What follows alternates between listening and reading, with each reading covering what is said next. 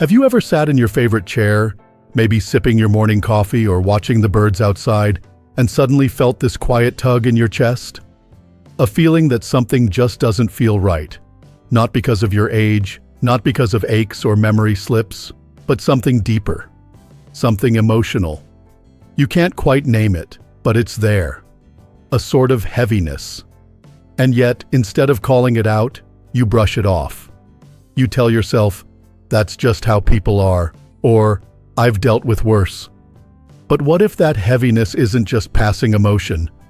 What if it's your soul trying to speak, to wake you up to something you've been tolerating for far too long? Now I want you to think about your relationships, friends, partners, even adult children. Think about the way you're treated, not just on the surface, but deep down in the quiet moments. Do you ever feel like you're constantly questioning your own reactions? Do you walk away from conversations feeling smaller than you did before they started? You're not imagining it. And you're not alone. A great thinker once said, "Until you make the unconscious conscious, it will direct your life and you will call it fate." This wasn't meant to frighten us, it was meant to empower us. Because what we tolerate in silence becomes the pattern we live by. And by the time we reach our 60s, 70s, or even 80s, those patterns can feel set in stone. But here's the truth. It's never too late to change what you allow. In this conversation, we're going to talk about 10 behaviors that anyone with a deep understanding of the human soul would urge you never to tolerate. These aren't just toxic habits. These are emotional traps that slowly steal your peace, your clarity, and even your sense of self. And today, we're shining a light on them, not to shame, not to blame, but to bring you clarity and strength. Let's begin with the one that's hardest to spot, but does the most damage: gaslighting. Now, gaslighting may sound like a fancy psychological term, but it's something many of us have experienced, especially those of us who've spent a lifetime trying to keep the peace. Simply put, gaslighting is when someone twists your words, your feelings, or your memories so much that you start questioning your own reality. You say, "That hurt my feelings," and they respond, "You're too sensitive." You remember something clearly, and they say, "That never happened. You're making things up." You express how you feel, and they make you feel silly or crazy for even bringing it up. Before long, you start doubting your own instincts. You second-guess your emotions. And that inner compass, the one that's guided you through 6 decades of life, starts to spin wildly, unsure of which way is true. When we deny our inner truth, our soul begins to suffer. Gaslighting isn't just emotional manipulation. It's a slow erasure of the self. It disconnects you from your truth, and once you lose that connection, it becomes harder and harder to stand up for yourself. If you've ever felt confused in a conversation, like you're defending yourself even when you don't know why, that's not you being forgetful. That's emotional disorientation. And it is never acceptable. The second behavior is just as harmful, though it often comes disguised as being honest. You know the phrase, "I'm just being honest," followed by a comment that cuts you down rather than lifts you up. This is contempt masked as truth. And let's be clear, there is a huge difference between honesty and cruelty. True honesty builds. It respects. It holds compassion. But contempt, it erodes. Slowly. Repeatedly. The soul needs affirmation to grow, not erosion. If you're constantly being told you're wrong, irrational, or too much, especially when you're just expressing how you feel, that's not honesty. That's someone using truth as a weapon. And the worst part is, over time, you start believing it. You start to internalize those sharp little remarks. Maybe I am too emotional. Maybe I am overreacting. Maybe I do expect too much. You're not. You never were. You deserve communication that honors your dignity, not conversation that chips away at your self-worth. If someone uses their words to make you feel small and then hides behind the excuse of honesty, that's not something you should ever tolerate. Not at this stage in your life. Not ever. Now take a breath with me here. Maybe these first two behaviors already sound a little too familiar. Maybe you've brushed them off for years, thinking they were normal. But normal doesn't mean healthy. And just because you've survived them doesn't mean you have to keep enduring them. Let's talk about the next one. Control that's disguised as protection. This one's sneaky because it often comes from someone who says they love you.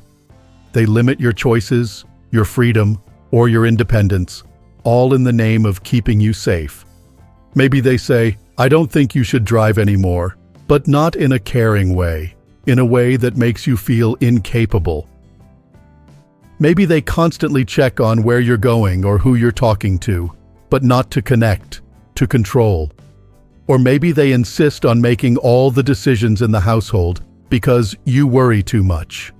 Control isn't always loud or aggressive. Sometimes it hides behind concern. But real love expands. It doesn't confine. Genuine care makes you feel supported, not suffocated. If someone truly loves you, they'll help you stand taller, not clip your wings.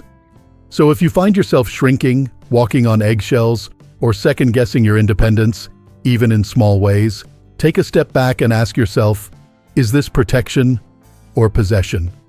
You didn't come this far in life to be managed. You came this far to be respected. And that leads us to another deeply damaging behavior, emotional manipulation disguised as love. Now this one's tough, because when you love someone, a spouse, a partner, even a child, you want to believe the best in them. You want to believe that their concern is genuine, that their frustration is fleeting. But emotional manipulation plays on that very hope. It might look like guilt tripping. After all I've done for you, this is how you treat me? It might show up as keeping score. Remember the time I stayed with you when you were sick? You owe me. Or it might come in the form of constant need, where their mood, their happiness, their peace always depends on you. Before long, your own needs get buried. Your own peace becomes a luxury, and your own sense of self slowly fades away. When we compromise our identity for connection, we begin to fall ill, not just emotionally, but spiritually. Love should not make you feel responsible for someone else's happiness. Love should not make you afraid to say no. And love should never make you feel like you're the problem for having needs of your own. If someone is using your love as a tool to control, guilt, or manipulate you, that is not love. That's power disguised in affection.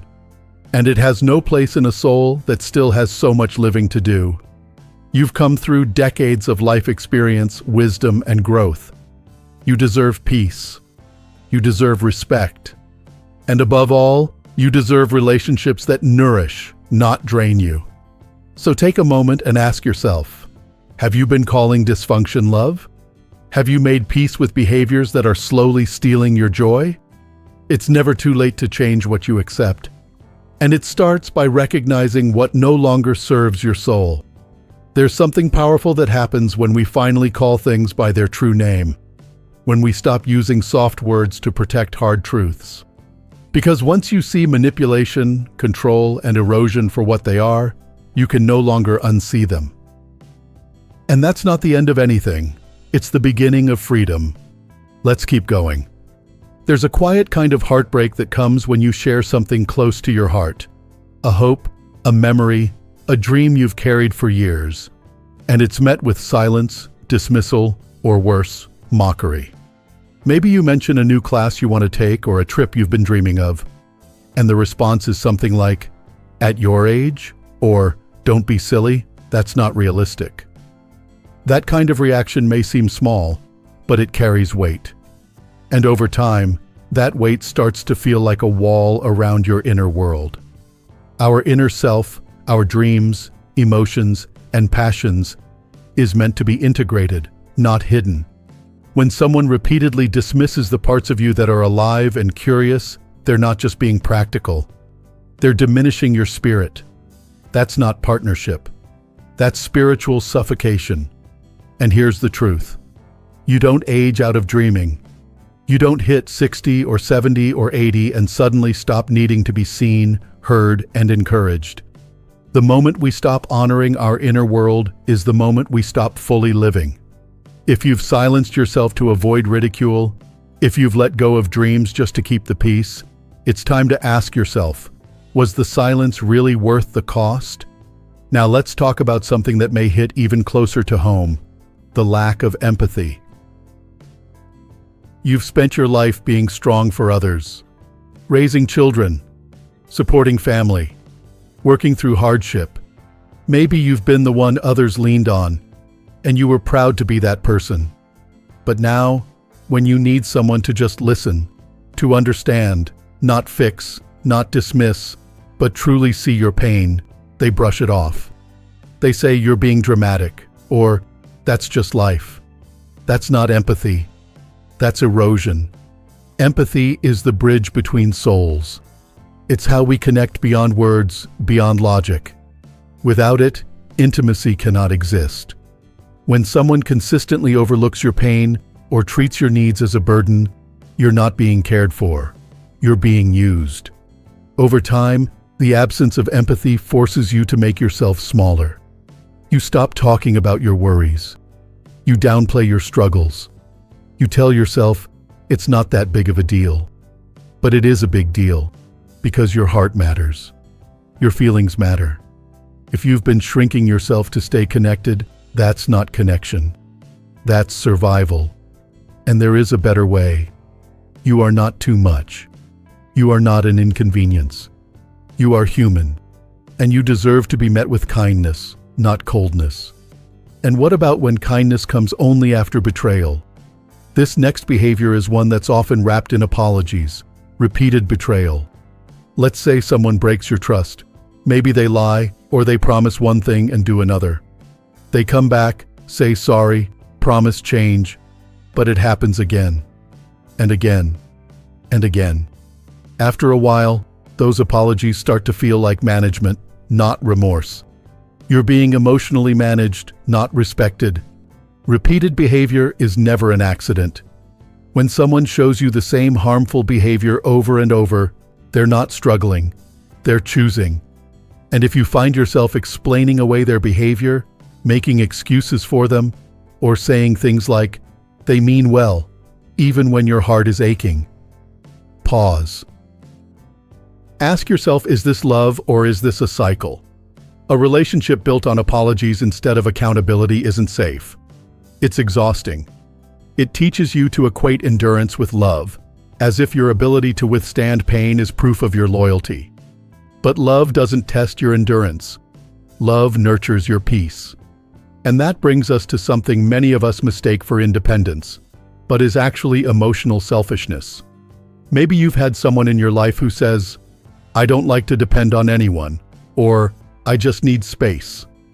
But it always seems to be an excuse for not showing up for you. They don't initiate. They don't reach out. They rarely ask how you're doing, but expect you to always be there. The people delivering it often say, I'm just teasing, or lighten up. But you know better. You feel it.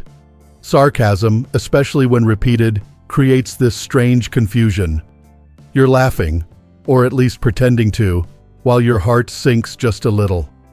And over time, it trains you to stop showing up fully, to dull your shine, to mute your spirit just to avoid being mocked. What we don't say outright, we often project. Sarcasm becomes a subtle form of hostility, a passive-aggressive way to express resentment or discomfort without ever owning it. And here's the danger. When it comes from someone close to you, a partner, a sibling, even a friend, it gets harder to call it out. You don't want to seem too sensitive. You don't want to ruin the moment, so you swallow it.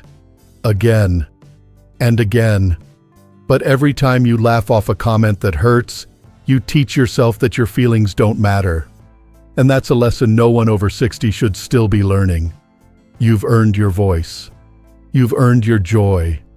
And you deserve to be around people who lift you up, not people who make you question your worth under the guise of humor. Now, let's talk about the behavior that may be the most silent, but also the most chilling: emotional withdrawal used as punishment. If you've ever had someone go quiet on you, not just for space, not out of calm, but to make you feel invisible, you know exactly how painful that silence can be. They stop answering calls. They ignore your messages. They act cold, distant, unbothered. And deep down, you know it's not just about them needing time. It's about control. This kind of behavior is a form of regression, a retreat into shadow. Because real maturity doesn't avoid communication. It leans into it.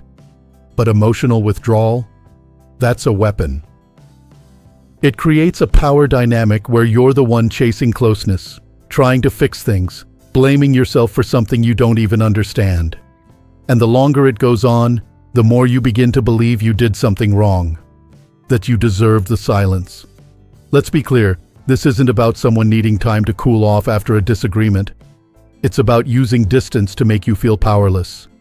And that is emotional exile. You are not meant to beg for affection.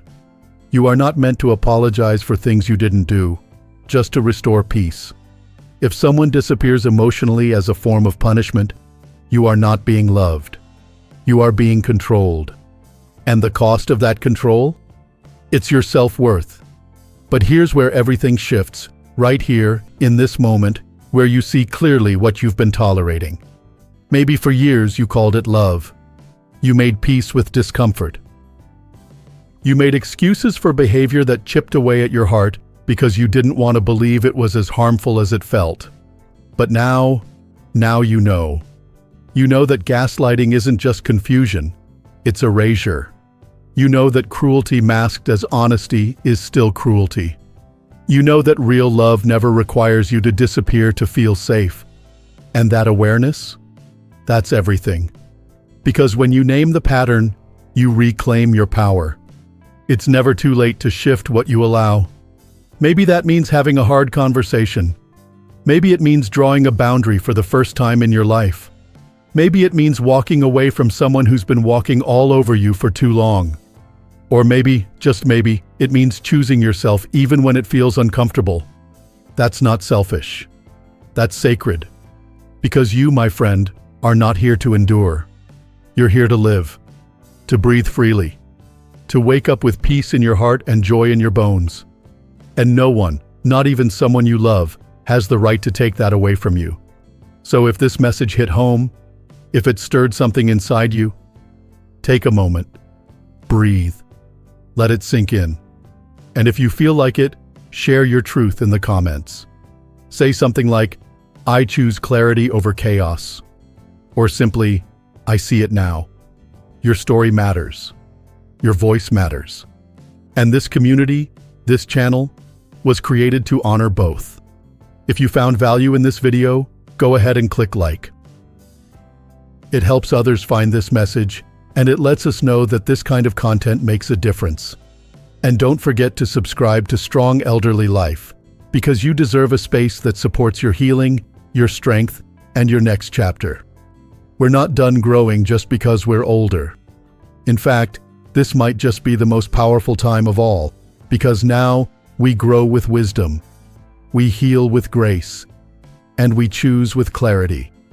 Thank you for being here. Thank you for being brave enough to look inward. Here's to living your best life, at any age. We'll see you in the next video. Until then, stay strong, stay kind, and most of all, stay true to you.